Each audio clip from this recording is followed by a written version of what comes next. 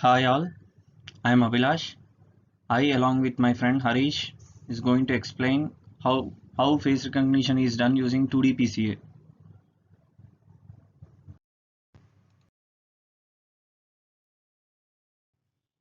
In this basically new technique coined two-dimensional principal component analysis is developed for image representation.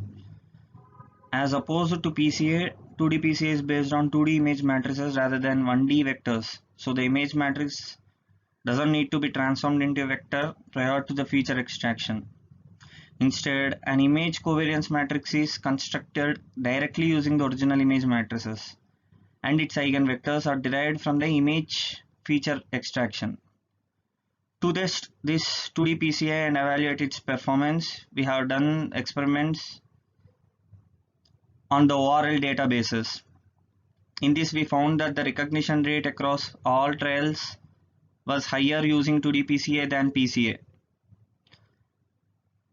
This experiment results, what we have done, also indicated that the extraction of image features is computationally more efficient using 2D PCA than PCA. Before going to 2D PCA, we just first know what PCA based face recognition is. This PCA this PCA based technique was developed by Turk and Pentland in 1991. Since then, it has been widely used in face recognition tasks. They both argued that the face could be reconstructed approximately as a weighted sum of small collection of images that define eigenfaces and the mean image of the face. Generally, this paper was called as a eigenface recognition paper. Generally, in the PCA based classification, the image is transformed into the 1D vector, and the PCA is applied on the 1D vector so as to reduce the dimensionality of the image vector. After the output of the dimensionality reduced is known as feature vector, dimensionally reduced feature vector, and we have to go, we got all we have to do for it all for the training samples and obtain the feature vector, and then classification we have to do based on our own choice, either it be Euclidean distance or the Bayesian classification. Generally in PCA, we need to convert the image into the vector, calculate the covariance matrices, calculate the eigenvalue, and calculate the eigenvalues, and calculate the eigenvector corresponding to the maximum eigenvalue, and project all those samples onto the eigenvector.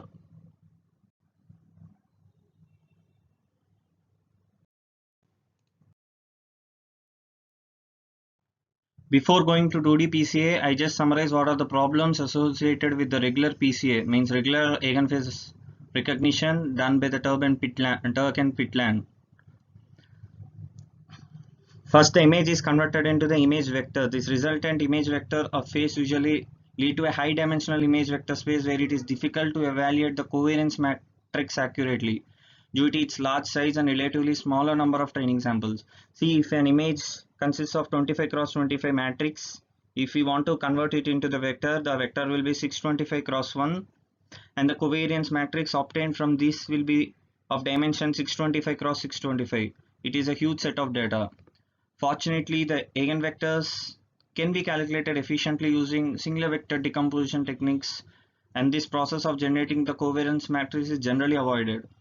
However, this doesn't mean that the eigenvectors can be evaluated accurately in this way, because the eigenvectors are statistically determined by the covariance matrix no matter what the method we have been using, either it be singular vector decomposition or the calculation of covariance matrix traditionally.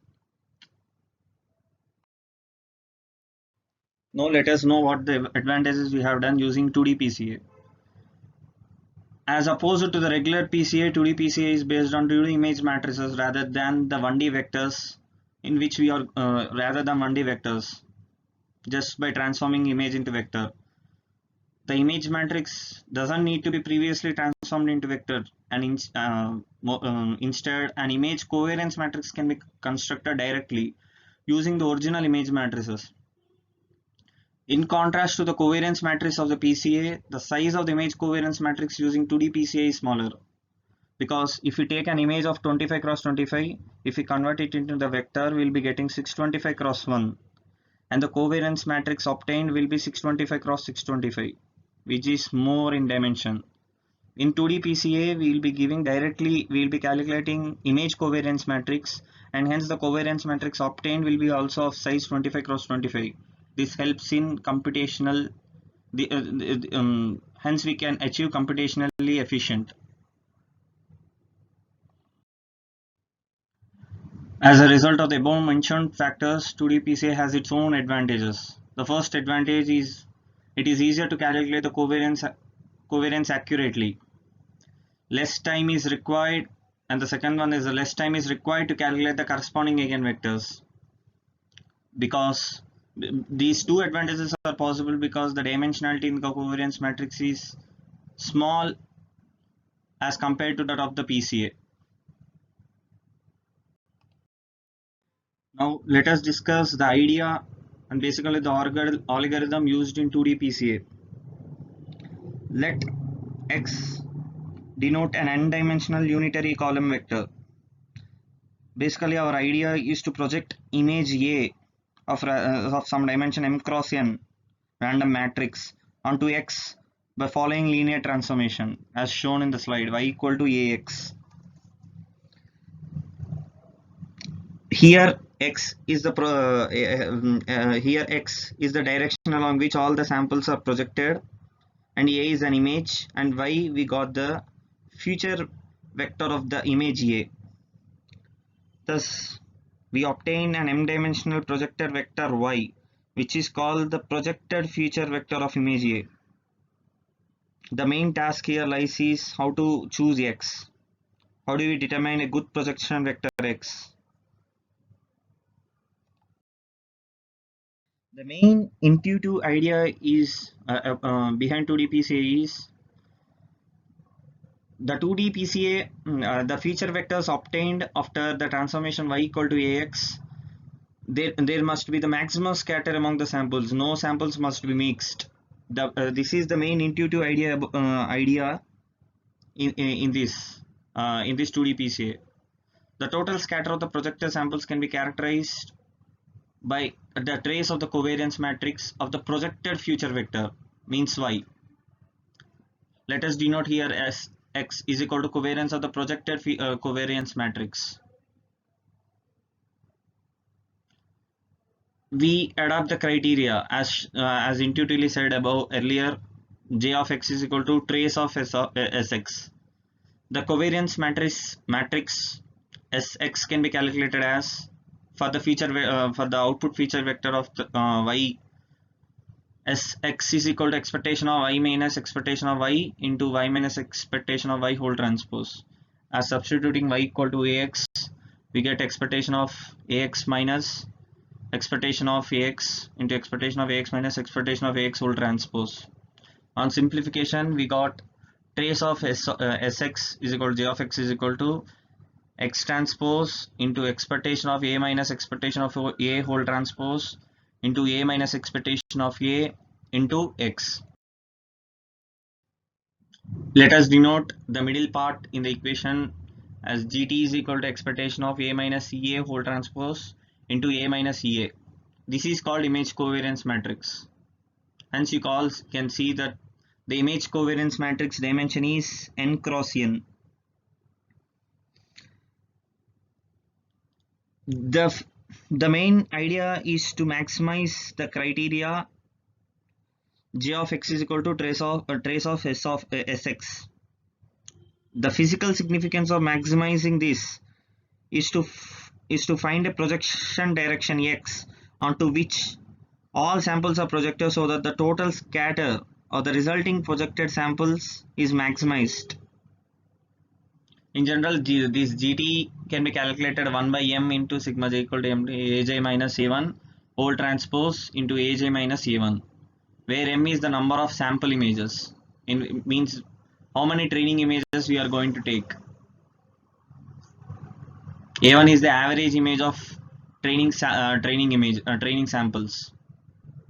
And upon substituting this GT, we get J of x is equal to trace of Sx, as said earlier, is equal to x transpose into GT into x. Basically, the optimal projection axis x is the unitary vector that maximizes Jx. Generally, this is an eigenvector corresponding to the maximum eigenvalue. In general, it is not enough to have only one optimal projection axis. We usually need to select a set of projection axes x1, say x1 to xd, subject to the orthonormal constraints. Means the corresponding eigenvectors must be orthogonal to each other. Means suppose x1 and x2 are said to be orthonormal if x1 transpose into x2 is equal to 0. Keeping these constraints in mind and maximizing the criteria j of x, we get j of x, we'll be getting x1 to xd such that argmax of j of x, means we will be getting eigenvectors x1 to xt of the top d maximum eigenvalues, subject to the constraint or subject to the orthonormal constraint xi transpose into xj is equal to 0. See the x1, x2, xd are the orthonormal eigenvectors of GT corresponding to the first d large eigenvalues. The optimal projection vectors of 2D PCA x1 to xd. These x1 to xd are all eigenvectors for the corresponding for the first d maximum eigenvalues, and these are used for feature extraction. For example, let us say for a given image sample A, we are going to find the feature vector for this sample image A. Now let us project this sample image A on to x1, x2, x3 and so on xd, and we will be getting corresponding scalars for the corresponding x case. And these y1, y2, y3 are used to form the matrix, n-dimensional matrix as shown in the figure, as shown in the slide, y1, y2 and so on yd, which is called the feature matrix or the feature image of the image sample A.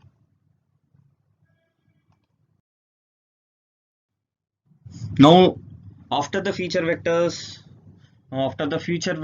are derived from the image, we are going to classify using some classifying techniques such as Bayesian or nearest neighbor classifier. In this, we have used nearest neighbor classifier for classification. This is applied as follows. Given a test image, after feature extraction we will be getting some d-dimensional vector.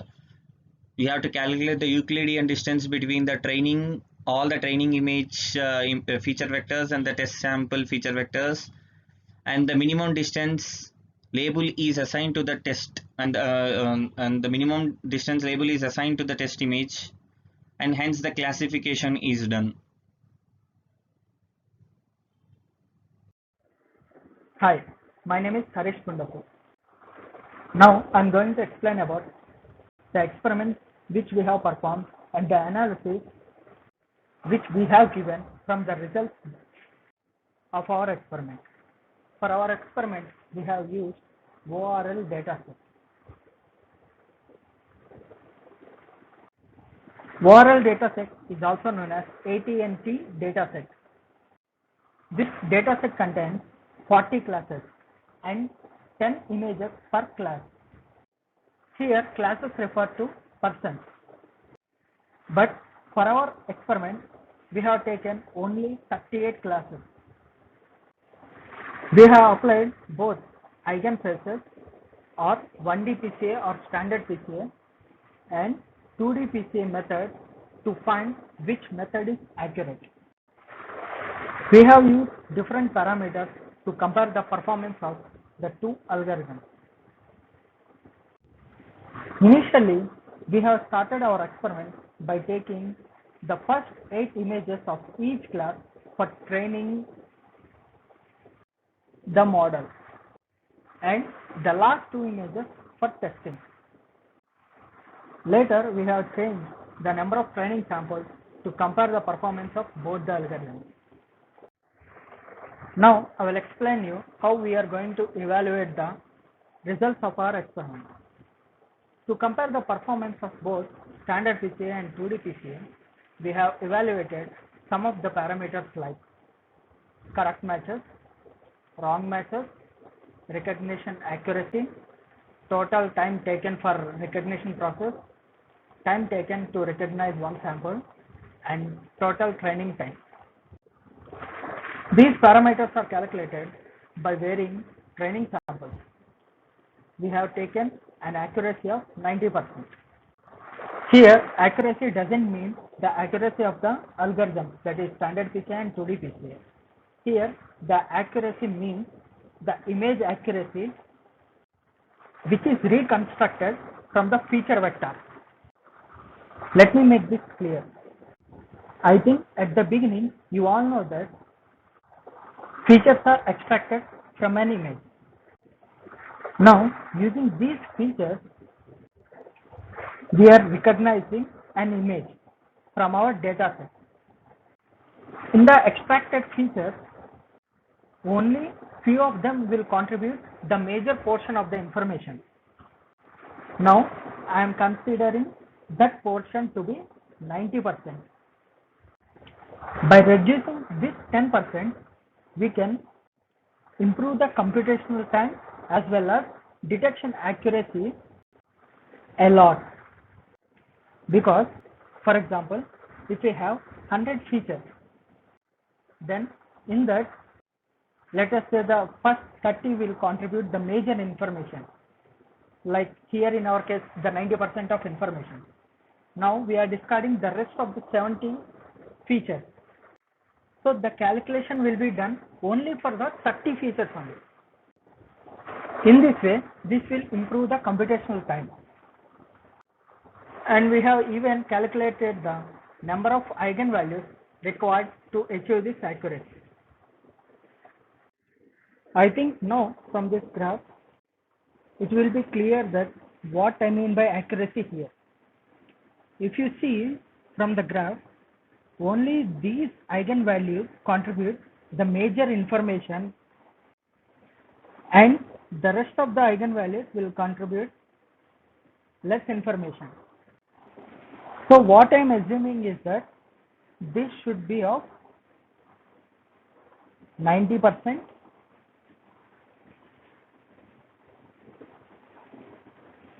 and this to be of 10%. But these percentages may vary depending upon the application. We are discarding this amount of eigenvalues because of two reasons. One, to reduce computational time, and the second, these may contribute to noise effects during our computation or calculation. Only this part is sufficient to reconstruct the image. I hope what I mean by accuracy here is clarified. In this video, I am not explaining about the process because the algorithm itself explains the process. There is nothing new to explain about the process because PCA is a simple method or a feature extraction technique which is straightforward. So now I will explain the results of our experiment. From our results, we can say that the testing time is much faster for standard PCA than 2D PCA. But actually we are saying that 2D PCA is much faster than standard PCA. Yes, it is faster in fact, but not in testing time. It is faster in training. That you can see in the coming part. We have even performed the experiment for that also. You will see why this is happening in later slides. 2D PCA even improves the accuracy. We all know that standard PCA converts image matrix into a vector here, in our sense, image matrix means the feature matrix. So we are unable to show them here, but we will show some results of the 2D PCA. And even the data set is of large size. Sorry, here there is a typo mistake. It is 38%. We will be showing some results of 5 test images along with the recognition images. Let's see them. Here you can see these are the test images and these are the recognized images. And similarly, these are test images and these are recognized images. The test images are also from the data set only, which we have earlier said that each class contains 10 images. Initially, we are training the model with the first 8 images and the rest 2 for testing. And from the rest 2, this is one of it. Now I will explain you about our results by using the parameters which we have discussed earlier, like correct matches, wrong matches, accuracy, recognition time, total recognition time, training time, and number of trained images. Here we are seeing another word, accuracy.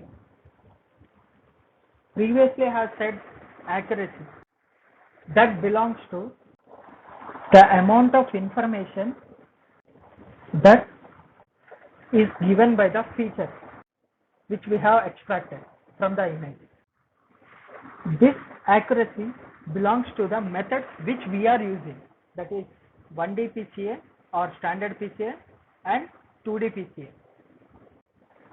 That accuracy determines the number of eigenvectors we should consider, and this accuracy shows which algorithm is the best among these. These results are taken by considering the first 8 images of a class as training images and the rest 2 as testing images, which means we have tested 76 images, out of which 1D PCA has recognized 71 as correct images and 2D PCA has recognized 74 images as correct images, and wrong matches are 5 in case of 1D PCA and 2 in case of 2D PCA.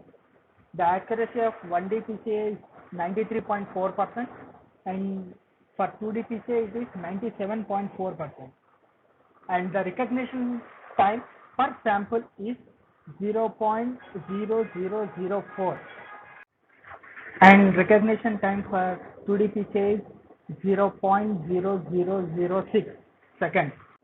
In other words, it is 0.6 milliseconds. And total recognition time for 1D PCA is 0.03 seconds and for 2D PCA is 0.04 seconds. Actually, these values may vary with the type of system you are using, but more or less the values remain same. And the training time is 5.9 seconds and for 2D PCA it is 0.3 seconds. This is where the 2D PCA makes difference. For recognition time, see here, more or less both the methods recognize the image within similar time, but here 1D PCA takes more time for training rather than 2D PCA. With only one result, we cannot say that the training time for 1D PCA is more and for 2D PCA is more. So for that, we have changed the parameters like the number of trained images, and we have come to a conclusion. Now let's see them. So here you can see I have changed the number of training samples. Here this column indicates the number of samples which I am taking for training from each class. For example, we have 38 classes, right? In that, for each class I am taking 8 images for training. Here I am taking 7 images for training. Here I am taking 5 images for training. Here I am taking 2 images for training. Here I am taking 1 image for training. And the rest remaining images are for testing. Here we can see as the training samples decreases, the accuracy is also decreasing. Not only that, even the training time is also decreasing, and recognition time also, and the number of eigenvalues which it is considering is also decreasing. And it is similar for 2D PCA also, except for eigenvalues. From our experiment, I have found that the eigenvalues that the 2D PCA is considering remain constant, whether we are training with 8 samples, 7 samples, 5 samples, 2 samples or 1 sample. And also the training time for 2D PCA is very less, which means it is faster in training the model. From my analysis, I have found that in 2D PCA, we are computing the images all at a time by considering all the images as a book or a stack of pages.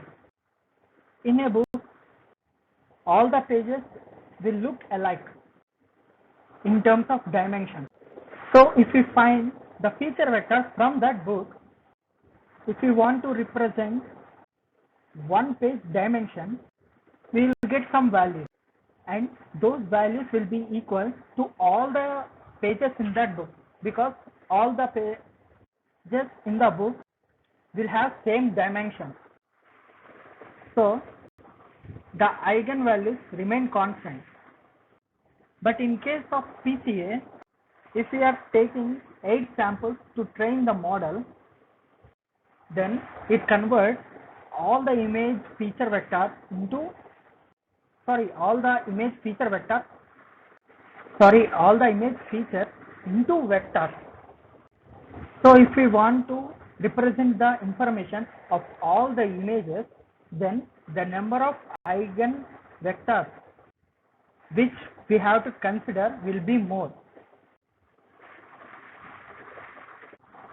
That you can see from these values. So if we are training the model with one image, then the number of eigenvectors required is 30. Whereas if we are training the model with 8 images, then the required eigenvalues are 219. From this, we can clearly say that 2D PCA is faster in training. Not only faster, but is more accurate than 1D PCA. And our final conclusion is 2D PCA is much faster and accurate than standard PCA. And we all know that standard PCA converts the image pixel matrix into a vector, or in other words, here our image pixel matrix is feature matrix, or the features that are extracted from an image. And from our results, we can say that eigenvectors required for computing remains constant in case of 2D PCA. But for standard PCA, the number of eigenvectors for computing changes with change in number of image inputs or the number of training images. And 2D PCA is much faster in feature extraction. We have even better models for facial recognition. Here for 2D PCA, to compute the covariance, we are using either row operations or column operations. That you can see from the expression covariance matrix is equal to expectation of A means our image matrix minus its mean value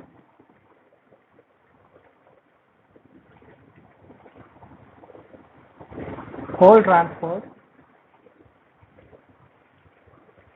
into this A minus expectation of A.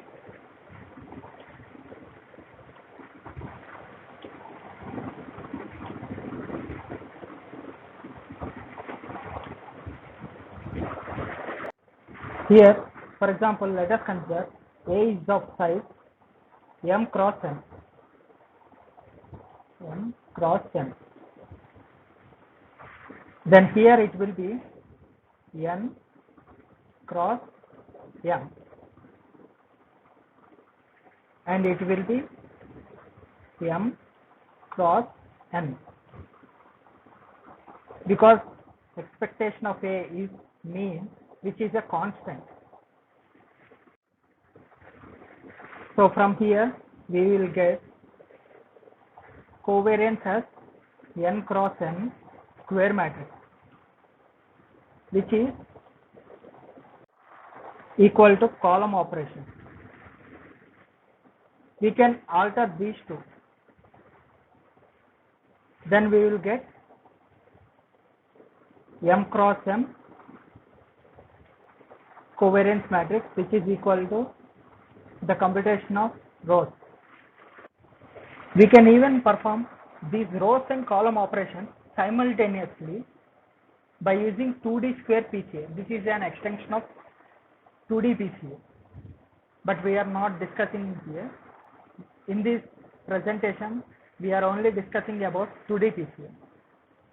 This is the further work for 2D PCA or further research approach. Thank you.